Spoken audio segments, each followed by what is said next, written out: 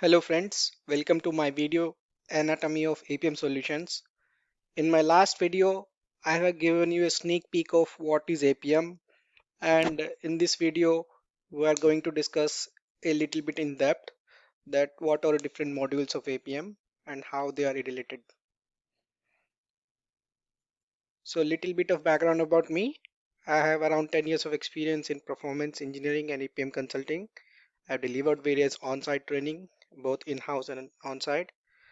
I have extensively worked on all industry-leading APM solutions, and few of them I have expertise are Dynatrace, AppDynamics, and New Relic. So currently in market, there are hundreds of APM. Some of them are old, some of them are relatively new, some of them are open source, and some of them are paid. How someone will decide which APM suits his current needs, which module he should plan for, what all things are necessary to keep in mind while purchasing an APM module.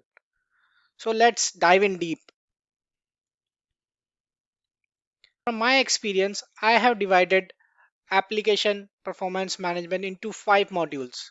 First is application module, second is infrastructure module, third is end user management module, fourth is analytics module, and fifth is ancillary module.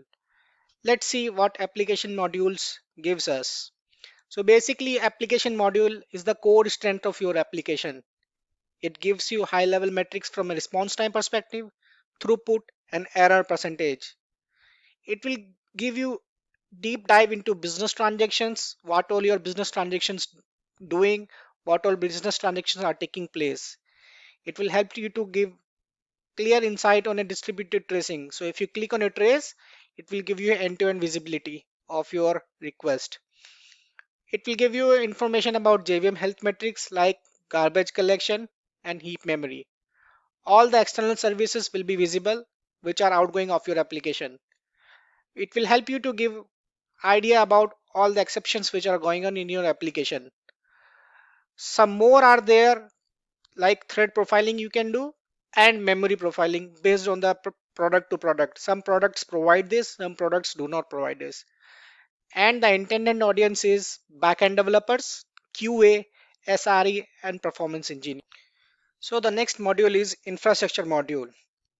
So this gives you information about your CPU resource consumption like CPU utilization, memory utilization, process details, disk utilization, and network utilization. There can be many more, but these are high level. And intended audience is support team, SRE, and performance engineer. The next module is user experience module, which is also end user management module. So this gives you idea about who all your who all are you accessing your application. It gives you idea about page views, what page views are happening on your application, what is geographical distribution of your customer, which OS, device, and browser matrix is being used in your application, what is the end user response time, and a high level detail of your browser resource, what all resources are downloaded on your browser at a customer end. The intended audience is UI developers, SRE, and performance engineer. Next module is analytics module. This is a relatively new module on which many of the companies are working on, and they are enhancing their product based on this module. So it gives you a idea about business metrics. So what are business metrics? Like for a card company, number of card transaction can be a business metrics. Like for a e-commerce company, number of sales, number of products, number of new customer, number of returning customer can be business metrics. Or for an insurance company, how many insurance policies are purchased can be a business metrics. So analytics modules helps you drive the real-time business metrics from the application performance management tool.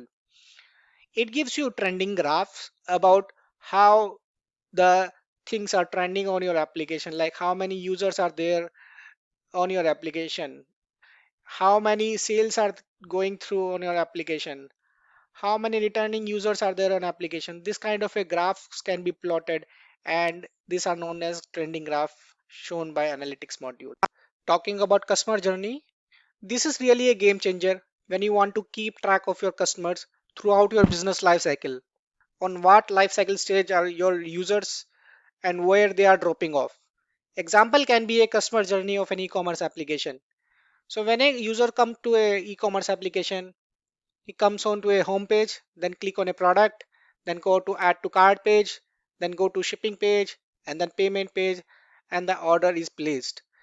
So if you want to keep track of this kind of a business life cycle and you want to see where are users dropping off, it is possible through customer journeys. And last is real-time front-end metrics. So all those metrics which are available in APM module, infrastructure module, and end user management module can be clubbed and visualized from an analytical perspective. And the intended audience are business team, product management, and engineering team. Let's talk about ancillary module. It is clubbed with various features. Some of them are paid. However, these module features are not necessary but can be really helpful if everybody in your team relies on APM tool to identify issues. Log analytics is really interesting one. Some APM companies like New Relic are building their similar feature like logging solutions in their application, giving them edge to figure out issues with context to logs. And some logging solutions companies like ELK and Datadog, they are enhancing their logging solution to have similar features like APM. So this is a clash in between APM companies versus logging companies. AI analytics. This is also an interesting one. All leading APM vendors are working on it, which helps you to identify problems using proactive AI algorithm. Synthetic tests. These tests help you to determine uptime and continuity of your application. So they are also important in that perspective. Databases. This model will give you more insight on DB like resource usage, query plan, high weight queries, active and block session, etc. Alerting features helps you to keep a reactive approach on the problems in your application. And dashboarding, it helps you to visualize the data captured by your APM solution using different flavor of graphs. And last is integrations. This feature will help you to integrate your APM solution with external tools like GCP, like AWS, Azure, Nginx, RabbitMQ, JMX, etc. Few important pointers while adopting a new APM solution. I know pricing is the most important pointer which your company will look for while purchasing a new APM solution.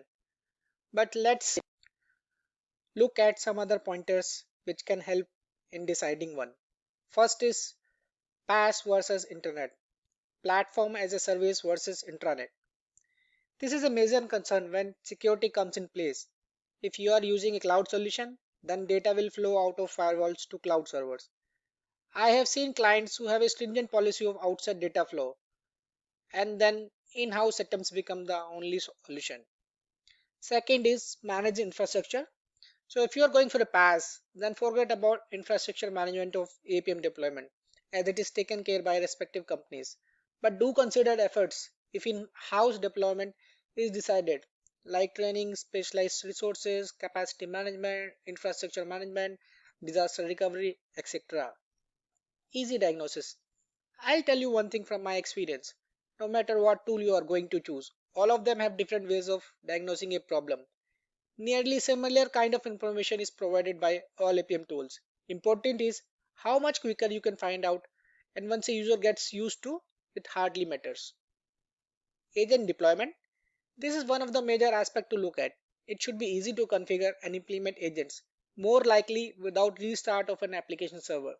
All APM tools nowadays have the capability of plugging agent runtime to your application server process.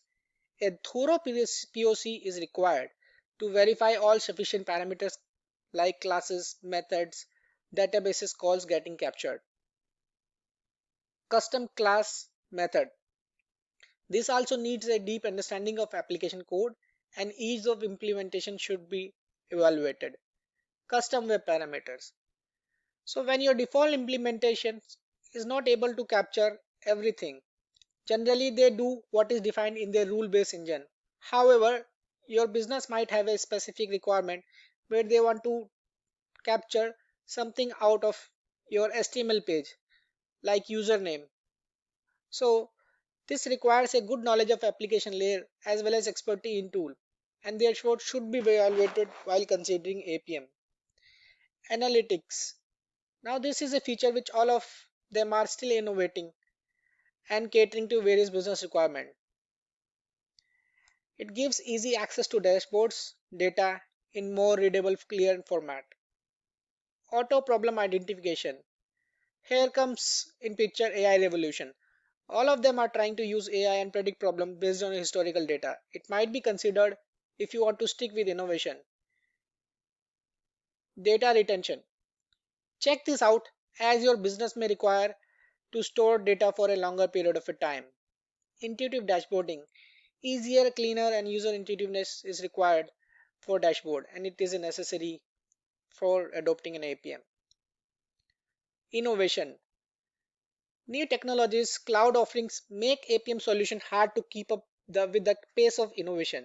They constantly try to work hard on their solution and manage new technologies. Check APM product roadmap and draw some similar lines with your application roadmap. They should fall on a similar trends. Support. Check out SLA for support and community engagement. From my experience, support can be a major problem and a major pointer to purchase APM solution. Integrations. I believe this is very much important. See what your APM tool offers to support your cloud infrastructure and ensure their integrations with other service ticketing tools like Jira, Slack. Also with AI ops tools like VictorOps, MookSoft, PagerDuty, etc. And last is workshop and knowledge base. Ensure enough knowledge base is there and training are provided by vendor time to time. Thanks for watching my video, and I hope this will throw some light while adopting an APM solution.